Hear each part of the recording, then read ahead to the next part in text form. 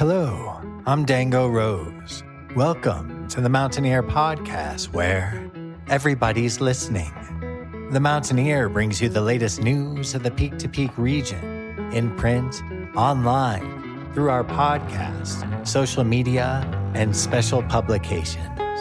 Now, listen in to the latest news of the area with our local journalists.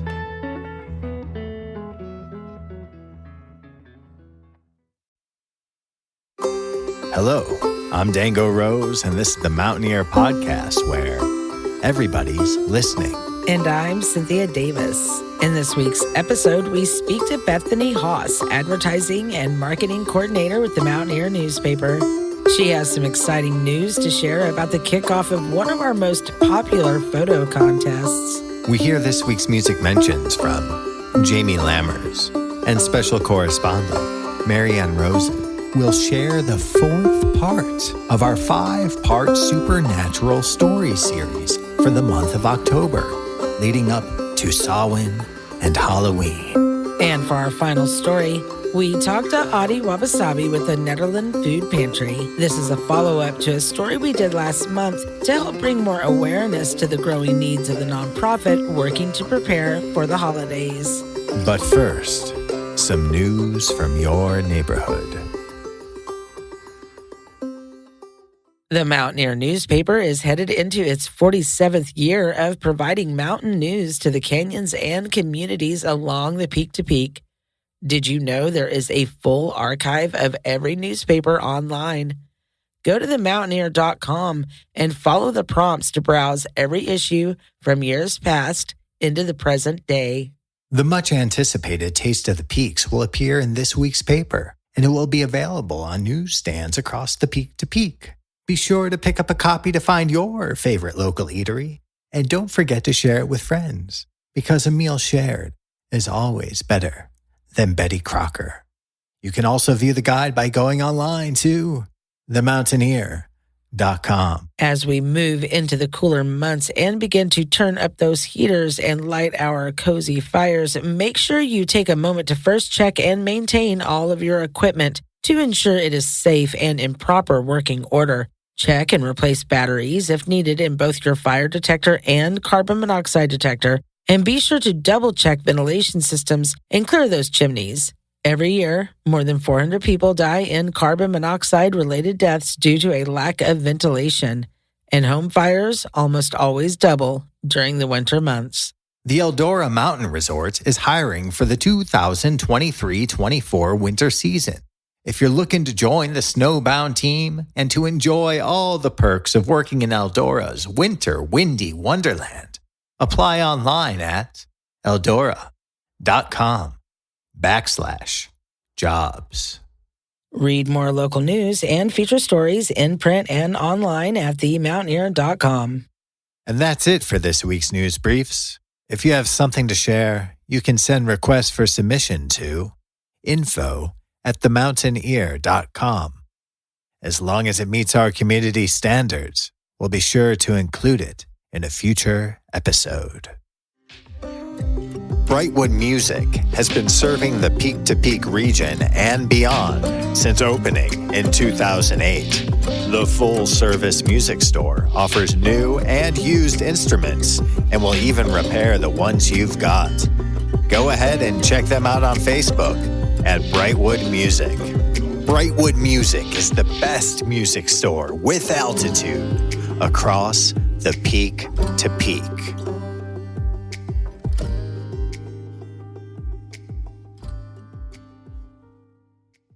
Now for our lead story. We hear from Bethany Haas, who's here to talk about the kickoff of one of our most popular photo contests and other Mountaineer news. Hi, Bethany. So for those in the community who have not yet had the pleasure of meeting you, can you go ahead and introduce yourself to our listeners? My name is Bethany Haas, and I'm working with the Mountaineer as an ad sales and marketing coordinator. And Pet of the Year has launched. It's one of our most popular contests. Can you tell people a little bit more about that? Sure. Yes, of course. So the Pet of the Year contest is something that the Mountaineer hosts every year, and it's really exciting because it's right before the holiday time. And we're inviting all Mountaineer subscribers to submit stories about their pets and photos of them and their pets and what's special about their relationship with their pets. And there will be likely a list of top 10 winners. And we're also inviting local businesses in town to sponsor the contest and to submit gift certificates in any amount from $20 to $50 to even more if they wanted to.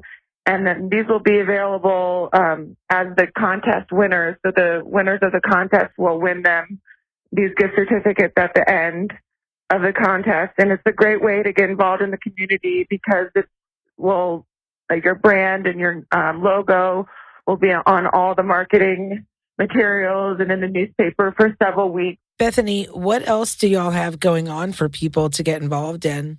Upcoming contests include the Holiday Lights Contest, which is really exciting because we're going to map out a little layout of Nederland and the peak-to-peak area of the most exciting light decorations that are in town. So we're inviting people to submit their photos of the lights that they're using and decorations that they're using to decorate their house for the upcoming holiday season. And then we'll be sending our photojournalist reporters around to take pictures when they're all ready to go. Are there prizes for the Holiday Lights contest? How does that work? Yes, there's going to be a first place prize for the holiday contest, and it'll be featured in the Mountaineer along with the other runner-ups. So everyone will be able to visit the lights and take pictures. And we're also looking for sponsors for that contest as well. If you wanted to get involved and have your logo and brand in the Mountaineer for free. And you wanted to mention we do have a new publication everyone is working on. Can you tell us a little bit more about that? Yeah, so this is the first time that the Mountaineer is going to be doing a shop local gift guide. Usually we do a section in the newspaper every year to point out the local businesses where residents can go and buy gifts for people and support local businesses. But this year we're doing a special section similar to the studio tour where people can go and shop and get gifts for their friends and family this year. And how can people be sure to have their business included in the gift guide? To feature your business in the shop local guide, there's a few ways to get involved. And the sooner the better, because there's limited space. You can reach out to me for an ad at marketing at themountaineer.com to be featured in an ad at the Shop Local Guide. And to have your business featured in a listing, you can email your information and a photo of your business to info@themountaineer.com or go online to our website and submit your info there. We have photojournalists and writers on staff that will be specifically assigned to your area to write features on your business and take photos. But you can also submit your information to the Mountaineer, info@themountaineer.com. Is there anything else you wanted people to know? Well, I'd say this is one of the most exciting times of the year. I know everyone's really excited to get involved in holiday decorations. It's a great time to feature your pet in the newspaper and photos of your pet. And we also just released a Taste of the Peaks, which I'm really excited about because it took a few months to get together, but I hope everyone checks it out. It was just released last week, and it should be at all the local businesses nearby. And the Taste of the Peaks will also be inserted and distributed in last week's Mountaineer. Thank you so much, Bethany. If you need to reach out to Bethany or have any other questions, she is available to help with all of your advertising needs at the paper. You can email her at marketing@themountaineer.com or feel free to call the office at 303-810-5409.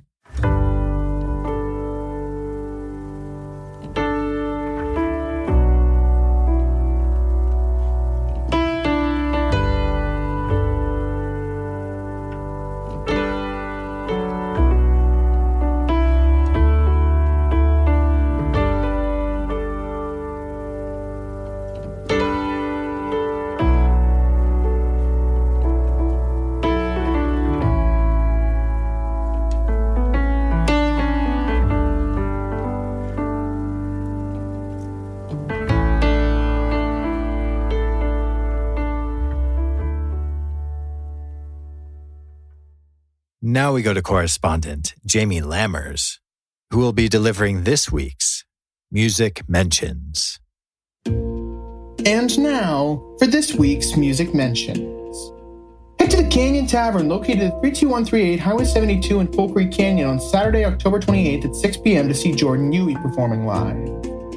Every Wednesday at 9 p.m., Diner Bar Ned hosts a karaoke night. Be sure to head to 121 North Jefferson Street in Nederland to check them out for yourself.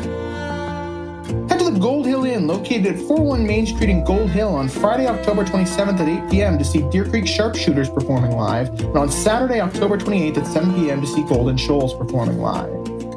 Head to Howlin' Wind Brewing, located at 51A Main Street in Rollinsville on Friday, October 27th at 8:30 p.m. to see DJ Guado performing live, on Saturday, October 28th at 6 p.m. to see Rocket Parade performing live, on Saturday, October 28th at 10 p.m. to see Woomph performing live, and on Sunday, October 29th at 3 p.m. to see Mickey Balder performing live.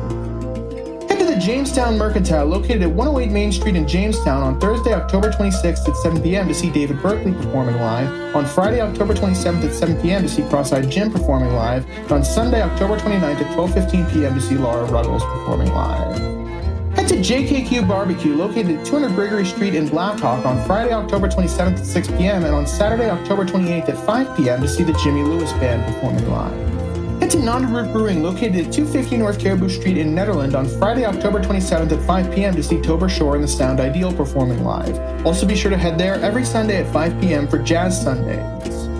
Most Sundays at 4 p.m., the Millside Inn hosts an open jam. Be sure to head there at 44365 Highway 72 in Ward to check them out for yourself. Head to the Caribou Room, located at 55 Indian Peaks Drive in Nederland on Saturday, October 28th to see Shakedown Street with Rolling Harvest performing live. Doors open at 7 p.m. and the show starts at 8 p.m. Head to the Train Cars Coffee and Kava, located at 101 Highway 119 in Nederland on Friday, October 27th at 6 p.m. for a Pickin' and Jammin' night hosted by Emmett Griffin and a great pumpkin carving competition, and on Saturday, October 28th at 8 p.m. for Bulloween by Bullison Beats, along with an electronic music party featuring Dr. Bent, Jelly, Iris, Lippish, Amanita, and Tristan Walter. Head to the United Center, located at 1440 Colorado Boulevard in Idaho Springs on Saturday, October 28th at 7 p.m. to see Harry Tuft and Rich Moore, followed by Grub Steak featuring Harry Tuft. And finally, head to the Very Nice Brewing Company, located at 20 East Lakeview Drive, number 112 in Nederland on Friday, October 27th at 6 p.m. to see Mad Dog Blues performing live, and on Saturday, October 28th at 5 p.m. to see Stone Hall performing live. Did we miss you or your performances? Want to submit your music listing in the Peak to Peak area? Do you have updates to your business or to your performances? Please call 303-810-5409 or email info@themountaineer.com to be included in the next print edition or the next podcast of The Mountain Ear.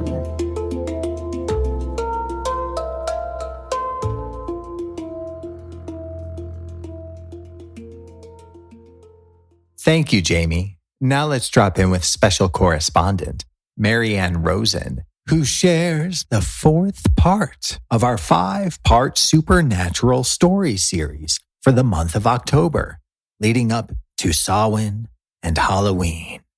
Now that we have explored several haunted locations all over Colorado and probed the underground mines, it is time to travel to eerie locations in Boulder and along the Peak to Peak.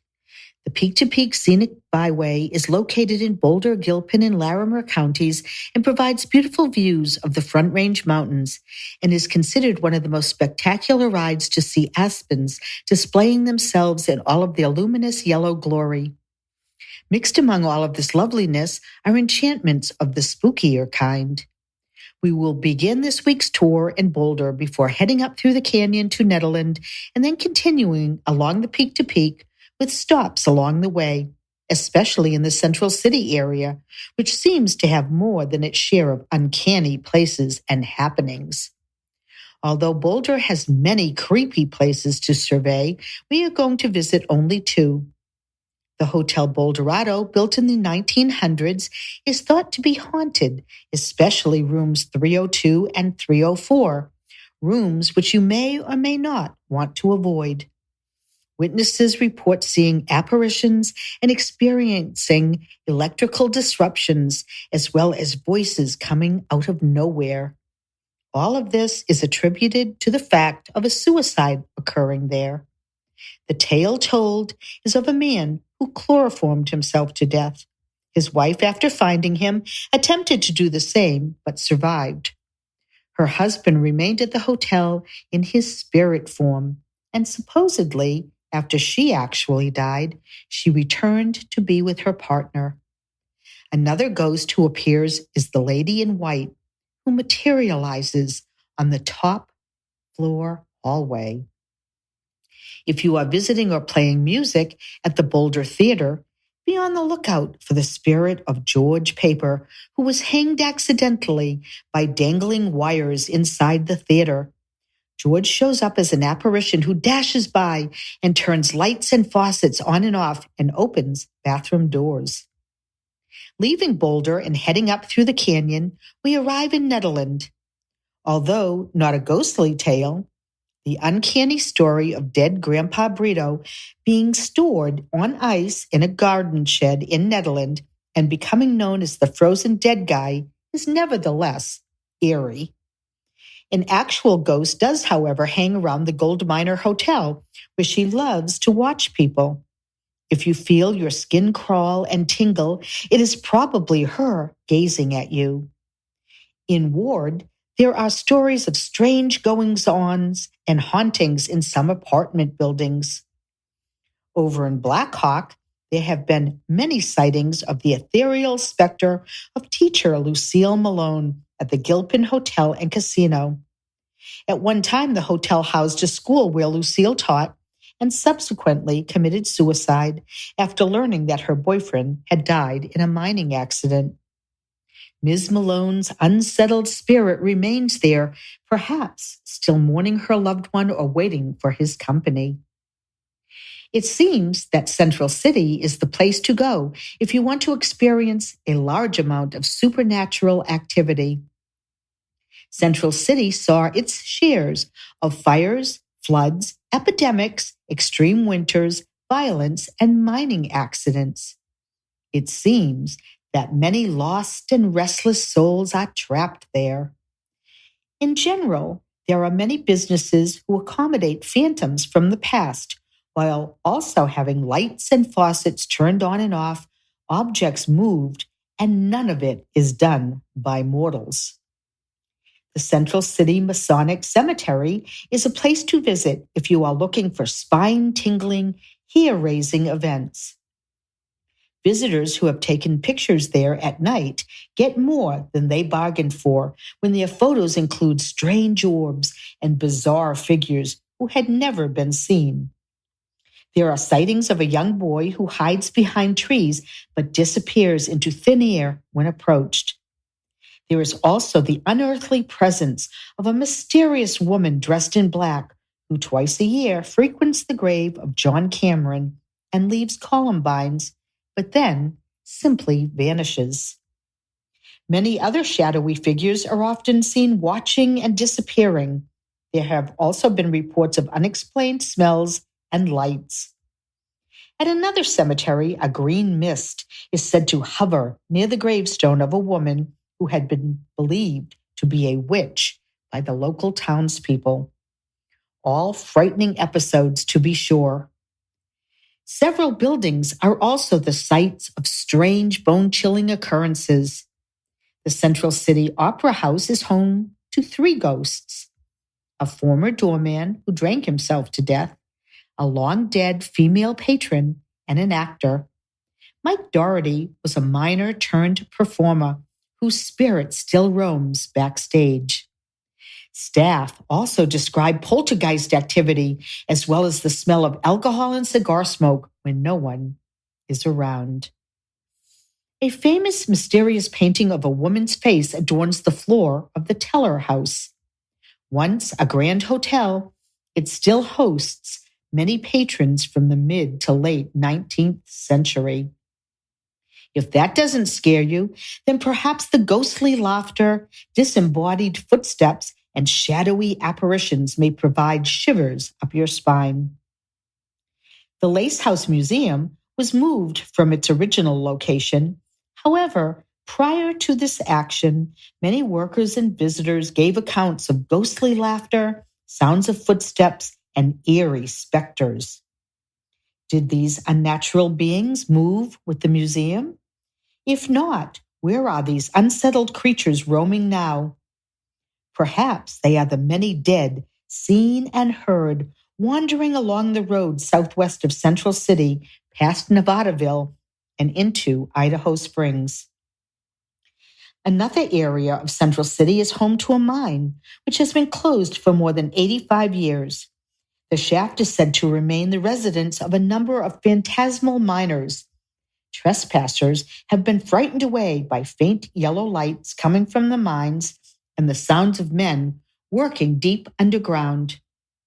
Perhaps by scaring people away, these otherworldly workers have saved many an individual by ensuring that they do not climb or fall into the shaft and become trapped, perhaps to join the mystical, supernatural pitmen below. Today's and the past 3 podcast stories certainly attempt to confirm that Colorado may indeed be the most haunted state. Although October in the state provides crisp autumn air, lovely colors, and natural beauty, along with spectacular places to ride and walk, if it is chilling, alarming occurrences as well that you want, then Colorado is definitely the place to be this month. Next week, our disconcerting October journey ends with the history, traditions, and celebrations of Samhain and Halloween. Storytellers, fable makers, and ghost town enthusiasts. We ask you now to share your stories of encounters with the supernatural kind. Do you have a spooky story you want to share? Have you encountered ghosts of gold diggers past, a Bigfoot, or maybe a Tommyknocker? Well, we want to hear all about it. Go to www.themountaineer.com and follow the prompt, October Listener Tales, and share your supernatural story today.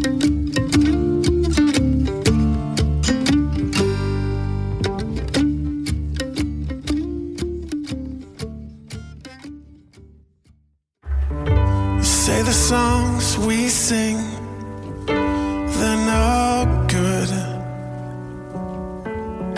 but they're angels in flight. You misunderstood, maybe it's the only light in my sky. Sure as hell to calm my worried mind.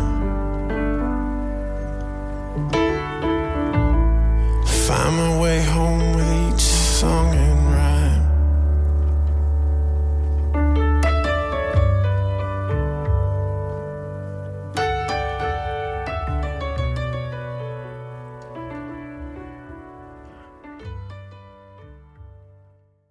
And for our final story, Cynthia speaks to Adi Wabisabi of the Nederland Food Pantry.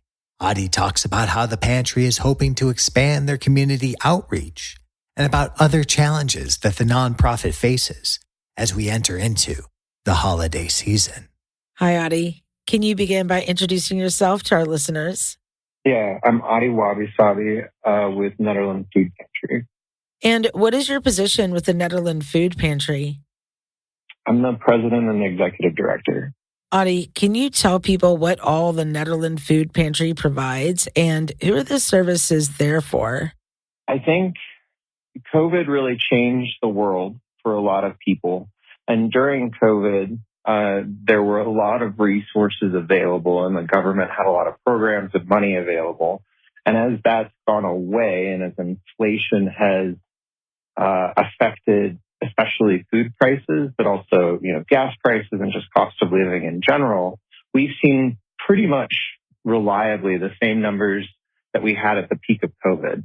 When I started back in 2021, the end of 2021, we maybe had about half what we have now. And we serve about 220 families, and they come about twice a month on average. So we haven't seen a remarkable uptick in the number of families themselves, although it changes, right? People have needs that vary. Some people need more help 1 month and then less help, a couple months later. But we do see an increase in that frequency. So I think that will definitely hold, especially going into the holidays. And that's really where our mind is at right now is the holiday season. Typically we do a couple of big distribution events, and we're really just looking to, I think, get donations for that. If people want to donate money, that would be helpful. But we are definitely in need of some men's clothes and kind of the typical staples that you get for the holidays, right? Most of the time people won't donate that stuff until after the holidays, and so we can't get it through our normal supply, and it's something that we generally have to buy.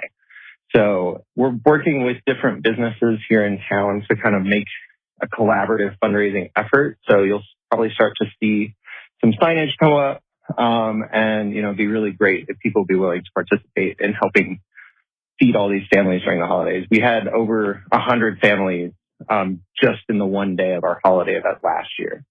Yes, warm clothes are a must. Yeah, especially I think people who are newer to the area and might not appreciate just how winter is going to be. The fact that we do have some warm clothes makes that, we have some resources available for people there. And yeah, we also, we have a really great volunteer base, but we always are interested in having more volunteers. So if you're interested in that, you can email or call us and we can get you signed up. It's a great way to be a part of the community. And we have a really beautiful garden, which is usually where a lot of people start. And then to be able to see, food grow literally from seed to be able to hand it to the person who's going to eat it. That's a really awesome experience that I don't think it's available in a lot of other places. You know what I mean? Adi, you just mentioned the community garden. Tell us more about that. Yeah. So we manage the community garden, which is behind the co-op. And that is something that people will pay a donation to get a plot, and then they kind of run their own plots. We have several people who grow food for that. And then we also have a greenhouse and a whole garden on the outside. And so especially kind of in the spring, we'll get a whole slew of people who want to learn how to grow food. That's how I got started, is I wanted to learn how to grow food. And it's a really great opportunity to see that. And it really ultimately reduces our produce costs, especially at this time of the year, because we are able to then get so much out of that garden. And one thing that our clients really like that we have is a lot of really fresh produce that can be really expensive or hard to find up here sometimes. That seems like a great way to be able to include a lot of healthy food to share. Well, and we really think about how do we provide healthy foods, and we really have to do the best bang for the buck that we can. And we have certain funding that helps with getting local food. And so with that, we kind of focus on really high quality proteins like meats and meat alternatives. And then we're able to get a lot of the produce from our garden or from the food share down in Boulder. Especially this time of year, a lot of people donate their backyard garden extras. And so we get we had some really great onions maybe a few weeks ago that were just the freshest onions I've ever seen, and they smelled amazing. So yeah, it's a really awesome, I think, resource for the community, and it's been around a little bit longer than I have on this planet. So I'm really honored to be able to kind of shepherd it through the transition of landing COVID and now kind of making us more sustainable in the long term. The challenges with COVID really, I think, showed the need to a lot of people. And I just have to reiterate, we're feeding the same number of people that we were at the peak of that, right? And we're doing so on kind of a shoestring budget. So every dollar that people are willing to donate really helps. I think on average, we're probably spending maybe $5 to $10 to give people food for several days. And that's pretty sustainable at this point. We've been tracking at that level for about a year now. So. And what about the future? Will the pantry be expanding any services or adding anything else to your community outreach efforts? One thing that we're starting to work on is harm reduction. So we definitely are aware of the need in our community to be able to provide, disease prevention and other kinds of tools like that. So we have a very small kind of effort going on, but we're able to provide Narcan to people and certain tools like that right now. But we're looking to expand that further in the next year. Obviously, we're going into the holiday season when people sometimes need help the most. Can you tell us a little bit about how donations and the community coming together has such a positive impact for families and people coming into the pantry for assistance?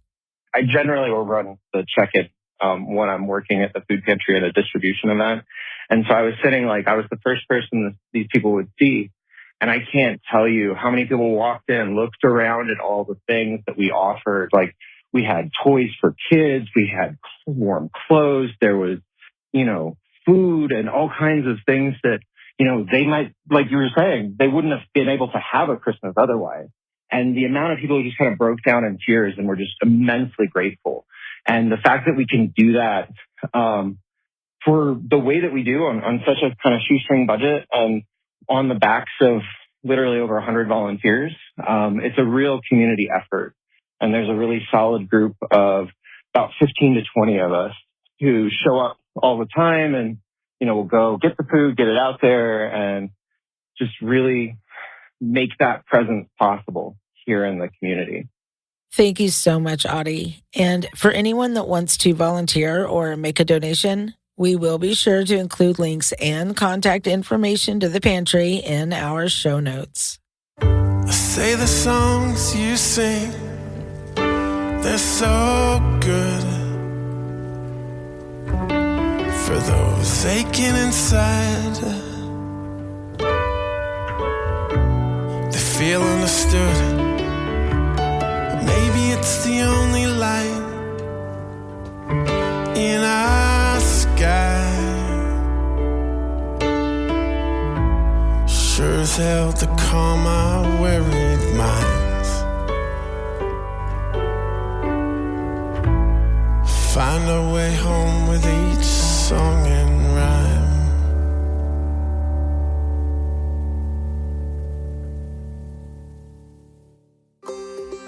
That concludes this week's episode of the Mountain Air Podcast, where everybody's listening.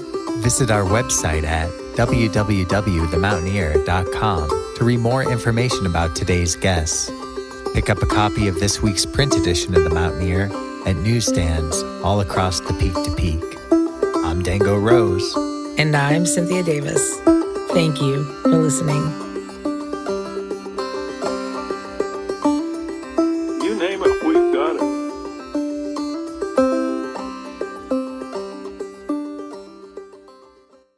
Up here in the mountains, things are weird.